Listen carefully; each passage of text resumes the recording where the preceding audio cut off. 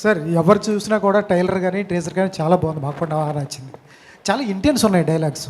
ప్రేమలో ఎంతో మునిగితే తప్ప అంత డెప్త్ డైలాగ్ రాయలేడు ఏ రైటర్. ఏంటి సార్ మీదేనా స్టోరీ ఇది? సార్ లేదు, కల్పితం. ఎంత ఎంత కల్పితమైన అంత డెప్త్ డైలాగ్స్ రావు సార్. కల్పితమే సార్, మొత్తం కథంతా కల్పితమే. టీమ్ ఏం చెప్తుందంటే 20 పైన లవ్ ఫెయిల్యూర్స్ ఉన్నాయి, అందులో వన్ ఆఫ్ ద స్టోరీ అని చెప్పారు. రిమైన్ 19 స్టోరీస్ ఇంకా నేను వినలేదు. సార్ ఆకాష్ గారు లవ్ ఫెయిల్ అయిన వాళ్ళే నాకు తెలిసి ఇలాంటి కథలు రాస్తారు. మీ ఫెయిల్యూర్ నాకు తెలిసి ఫెయిల్యూర్ ఉండి అలా ఏం లేదు సార్, నేను సక్సెనా సార్? ఇండస్ట్రీలో మంచి కథ తీసుకుని ఇలానే same one side love story sir. One side love story sir. ఇండస్ట్రీలో మంచి కథలు పిక్ చేసుకున్నట్టు యంగ్ హీరోస్ చాలామంది ఉంటారు. సారీ బ్రదర్ మీరేమనుకోవచ్చు, ఇలాంటి మంచి కథ తీసుకొస్తే ఏ ప్రొడక్షన్ హౌస్ అయినా ఈజీగా ఉంటుంది. కథ బాగుంటుంది, కంటెంట్ ఎవరైనా మంచి హీరో తీసుకుంటారు. నీ కథ బాగుందన్నప్పుడు పెద్ద హీరో ఎవరైనా తీసుకుంటారు, వింటారు. ఎందుకు కొత్త కృష్ణవంశీతో వెళ్ళకూడదని రూల్ ఏం లేదు. ఎందుకు కృష్ణవంశీ? ఎందుకంటే అతను కృష్ణవంశీ కాకుండా నీ కథను వేరే హీరో, ఒక ఇమేజ్ ఉన్న హీరో క్యారీ చేస్తే ప్రాజెక్టు పెద్దదవుతుంది, మీకు పేరు వస్తుంది, అతనికి పేరు వస్తుంది. మీరు ఆ విధంగా ఎందుకు ట్రై చేయకుండా కొత్తగా కృష్ణవంశీతో ఎందుకు వెళ్ళారు? సార్ నేను ఇప్పుడు కథ అనుకున్న టైంలోనే నేను ఒక ఫ్రెష్ ఫేసెస్తో వెళ్దామని ఫిక్స్ అయిపోయినాను. ఫస్ట్గా థాట్ ప్రాసెస్లో కృష్ణవంశీని సెలెక్ట్ చేయడానికి కారణం ఏంటంటే సార్, నేను తనతో నాకు 6 months ట్రావెల్ ఉంది. ఈ కథ అనుకోక ముందు నుంచి నాకు ట్రావెల్ ఉండింది.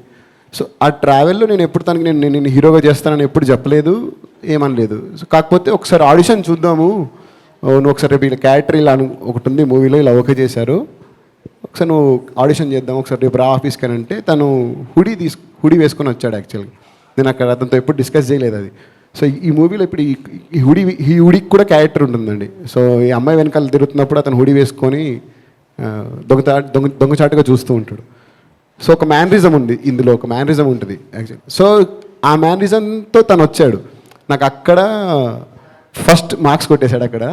సో దాని తర్వాత నేనేంటి యాక్టింగ్ చూసి ఇప్పుడు తను బయట ఎలా ఉంటాడో నాకు తెలుసు. సో క్యారెక్టర్లో ఎలా వెళ్ళిపోయాడని కూడా ఇంకా ఈజీ అర్థమవుతుంది నాకు, ఈజీగా ఆడిషన్ చేసినప్పుడు తను యాక్ట్ చేసినప్పుడు. సో అలా అప్పుడు చూసి నేను సెలెక్ట్ చేశానండి. ఆయన హుడీ వేసుకొస్తే సెలెక్ట్ చేశారు, మోక్షాన్ని ఎందుకు సెలెక్ట్ చేశారు మరి? లేదు, హుడీ వేసుకున్నందుకు సెలెక్ట్ చేయలేదు సార్, నేను యాక్టింగ్ చేసినందుకు సెలెక్ట్ చేశాను. అక్కడ ఓన్లీ 50 marks అంతే. మోక్ష సెలెక్ట్ చేసింది అయితే సార్, నేను మసక్కలేని ఒక సాంగ్ ఉంటుంది, ఏదో రీల్. నేను చాలామంది హీరోయిన్స్ కోసం చూసాము, లైక్ కొత్త ప్రొడక్షన్ హౌస్, కొత్త హీరో, కొత్త డైరెక్టర్ అని చెప్పి చాలామంది రిజెక్ట్ చేశారు, కొంత డేట్స్ లేవు అలా చెప్పారు. దాని తర్వాత ఇంకెవరిని సెలెక్ట్ చేయాలా అని చెప్పి చూస్తుంటే రీల్స్ సడన్గా రీల్లో కనిపించింది అమ్మాయి. సో ఎక్స్ప్రెషన్స్ నాకు పర్ఫెక్ట్గా అనిపించాయి. ఇప్పుడు నా క్యారెక్టర్కి ఏదైతే ధరణి అనే క్యారెక్టర్కి ఏదైతే తను చేసిందో సేమ్ ఆ ఎనర్జీ ఉండింది ఆ రీల్లో. అలా తన్ని చూసి ఆడిషన్ చేసిన తర్వాతనే సెలెక్ట్ చేశాం తన్ని కూడా. సార్ ఆ రాముడు సీత కోసం ఒకసారి యుద్ధం చేస్తే, ఈ రాముడు తనతో తానే ప్రతిరోజు యుద్ధం చేస్తూ ఉంటాడు. ఏంటి స్టోరీ లైన్ అదేనా? అది కాదు సార్ స్టోరీ లైన్, యాక్చువల్గా అందులో ఉంది స్టోరీ లైన్. రాముడు ఇప్పుడు అబద్ధం ఆడలేదు సార్. సో అలాంటి రాముడు లాంటి క్యారెక్టర్ ఉన్న ఒక పర్సన్ అబద్ధం ఆడితే ఏంటనేది ఈ కథ. Please subscribe to KTV Telugu. KTV Telugu. KTV Telugu channel.